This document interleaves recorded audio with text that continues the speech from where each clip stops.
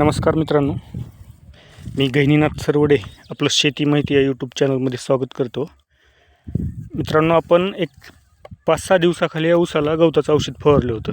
त्याचा व्हिडिओ पण आपण त्या दिवशी बनवला होता. तर त्या दिवसात आणि आजच्या दिवसात फरक किती आहे तुम्ही बघा. मी म्हणलं होतं की बाबा 4-5 दिवसांनी व्हिडिओ बनवल्याच्या नंतर मी आपलं नंतरचा व्हिडिओ बनवतो म्हणून. त्या दिवशी ऊसामध्ये भरपूर गवत दिसत होतं आणि आजची कंडिशन बघा. हे बघा, हे गवताचा कार्यक्रम असा झालेला आहे. आणि हे कुठं जरा हिरवं जर तुम्हाला दिसत असेल ना, तर हे असं मध्ये बोधावर राहिलेलं आहे. आपण असं एकदम मधल्या साईडनं म्हणजे स्प्रे केला होता चांगला. हे बघा, आणि हे जेवढं पण तुम्हाला व्हाईट कलर दिसायला ना, पांढरा ते पूर्ण गवत वाळून गेलेलं आहे बरं का. हे बघा, हे असं होऊन गेलेलं आहे. तुमच्या ऊसामध्ये कितीही मोठं गवत होऊ द्या, नो प्रॉब्लेम. हे बघा,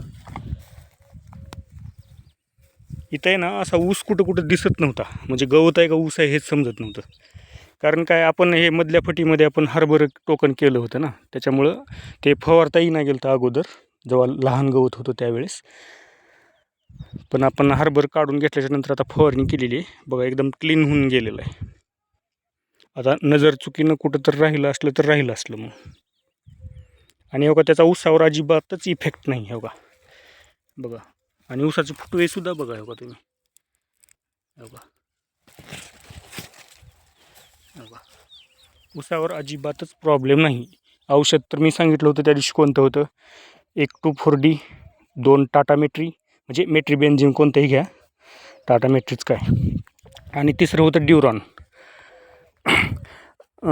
ड्युरॉन खास करून कशासाठी असते, जे तुमचं शिपरट म्हणजे पसर पानाचं गवत जे असतं ते 2,4-Dनं मरत नाही. मग त्याच्यासाठी आपण टाटा मेट्री म्हणजे मेट्रीबेन्झिन वापरतो. आणि मेट्रीबेन्झिननं सुद्धा जरा निबरलेलं जे गवत असतं ते मरत नाही. मग त्याच्यासाठी आपण त्याच्यामध्ये ड्युरॉन घातलं होतं. ड्युरॉननं थोडंसं निबरलेलं म्हणजे मोठं झालेलं गवतसुद्धा चांगलं मरून जाते. हे बघा, हे गाजर गवताचे तर हाल असे झालेत.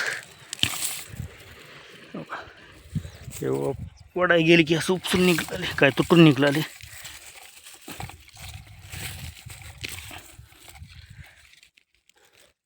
2,4-Dनं गाजर गवत एक नंबर मरते.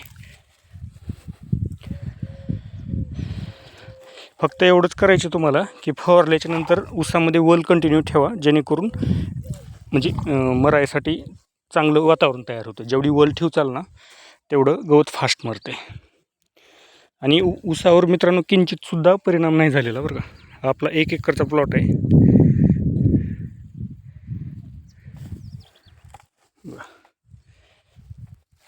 पाणी पण चालू आहे आपलं, ठिबक आहे, पण सध्या आपण असं खालून सोडलेलं आहे.